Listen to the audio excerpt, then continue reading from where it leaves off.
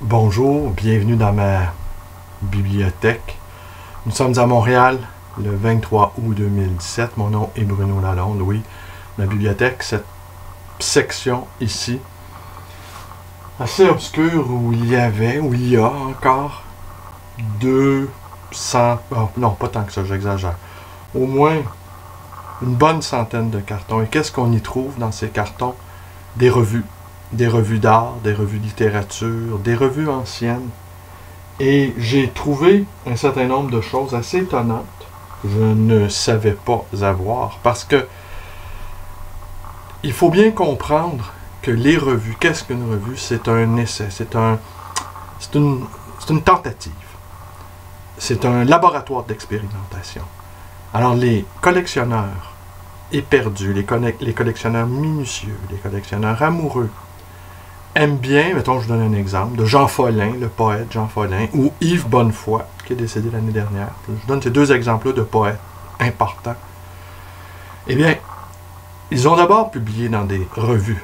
Certaines revues sont très tirées à peu d'exemplaires et généralement qui ont connu une durée de vie assez brève.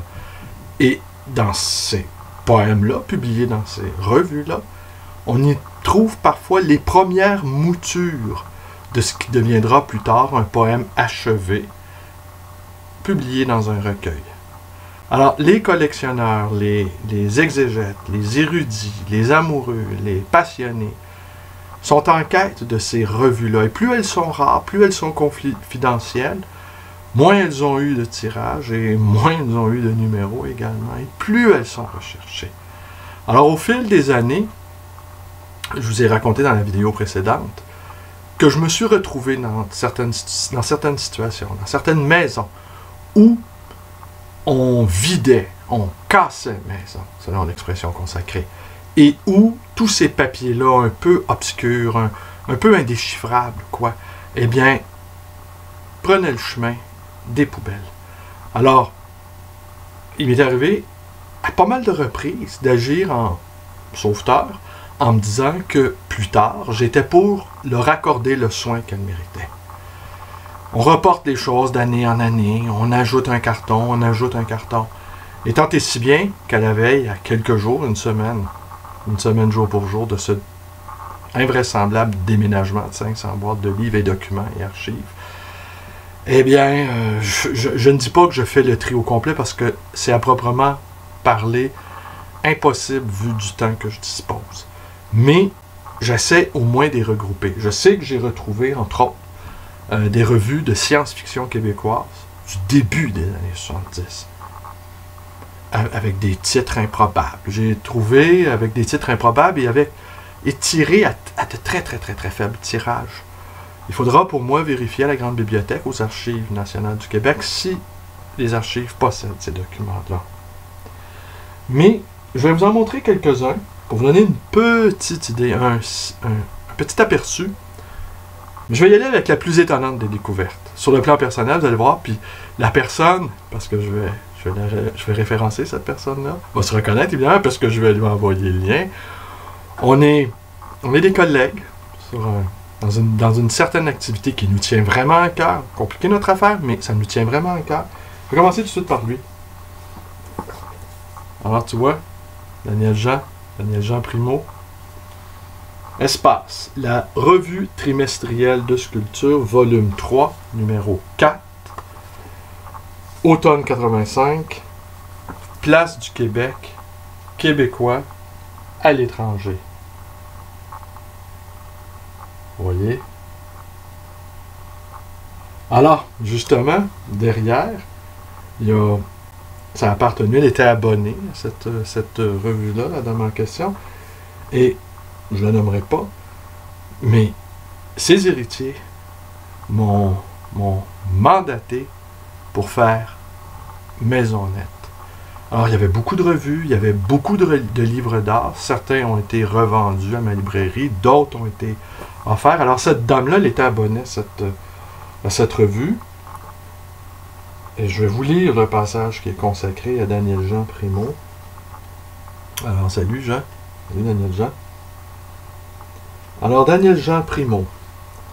Interprétation et lumière, sculpture 1er septembre, 21 septembre 1985, Galerie Jean Camion, 8 rue des Beaux-Arts à Paris.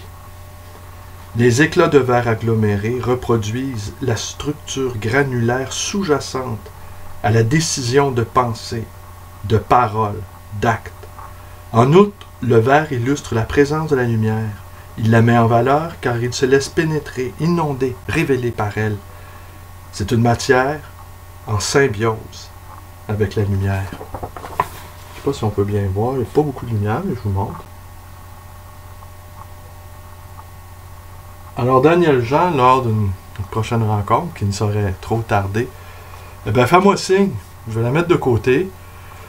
Si tu n'en possèdes pas ou tu en possèdes une seule, ce qui est vraisemblable parce que parfois les artistes sont plutôt négligents quant à la sauvegarde de leur patrimoine artistique ou du moins les traces de leur passage, de leur expérience artistique. Un autre document, un véritable éphéméria. Alors au Palais Montcalm, je vous demande, peut-être ceci va intéresser sa compagne, à Daniel Jean Primo, Julie. Alors, qu'est-ce qu'on y retrouve? Palais Montcalm, 28 octobre 1937. André Mathieu, pianiste. Programme, hommage à Mozart enfant, opus 20, première audition, André Mathieu, dédié à Madame Octave Homberg, présidente de la Société mozartienne à Paris. Alors, c'est la présentation d'un concert que donnait André Mathieu. Et ce 28 octobre 1937, il présentait 3 études sur les touches blanches, sur les noirs et les blanches, Tristesse, Danse sauvage, Concertino numéro 2, opus 13, Allegro, Andante, finale, et au second piano, on y retrouvait Rodolphe Mathieu. Dans la troisième partie, les abeilles, Procession d'éléphants, toujours d'André Mathieu, les abeilles piquantes. Alors bref, en fait, c'est André Mathieu qui interprétait des pièces de Schubert, Ravel, Ibert, Debussy. Et ça se terminait par Les Mouettes, opus 19. Toujours dans... C'est assez incroyable, vous allez voir. Alors, concert par Nicolas Medtner, pianiste-compositeur, dans un programme de ses œuvres sous la présidence de Monseigneur Piette, docteur, recteur de l'Université de Montréal, maison mère des Saints-Noms de Jésus et de Marie d'Outremont, le samedi 16 novembre à 2h30. Alors, on a le programme. Et pour tout renseignement concernant Nicolas Medtner, s'adresser à M. Alfred Laliberté, le sculpteur, 1231 Sainte-Catherine-Ouest. Alors, un autre programme de musique, les concerts symphoniques de Montréal.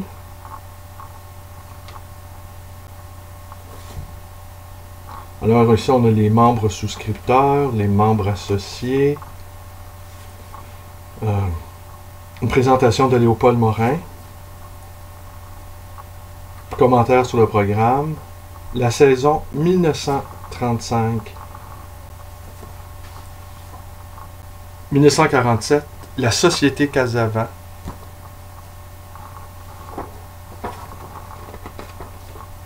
Alors, ces prospectus-là, ces tracts-là, je me souviens, eux aussi étaient destinés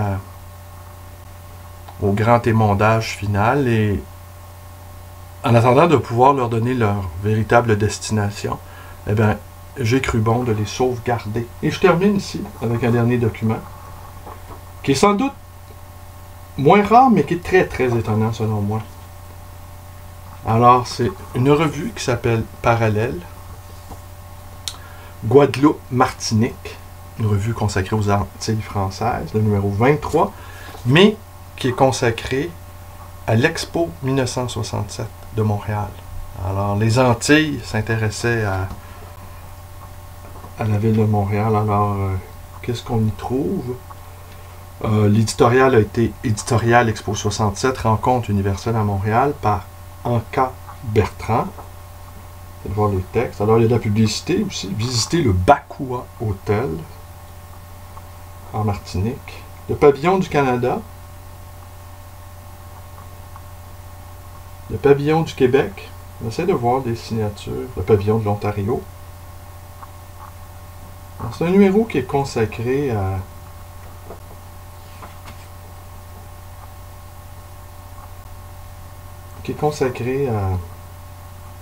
aux Antilles. Alors ben voilà, je vous salue tous. Vous voyez le genre de petites choses qu'on découvre et que je redécouvre avec vous dans cette pièce assez... une pièce sombre, une pièce peu invitante, une pièce où on retrouve beaucoup de ces documents-là que je vais...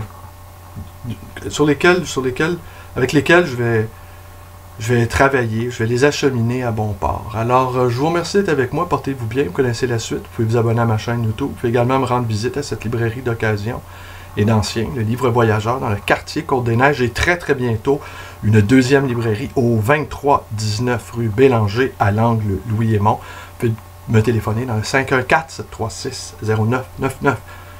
Merci et bonne journée à tous. Moi, je continue. C'est un labeur incessant, sans compter toutes les tracasseries, notaires, toutes sortes de gens. Et même, il faut même, dans certains cas, interroger des fiscalistes sur des montages financiers.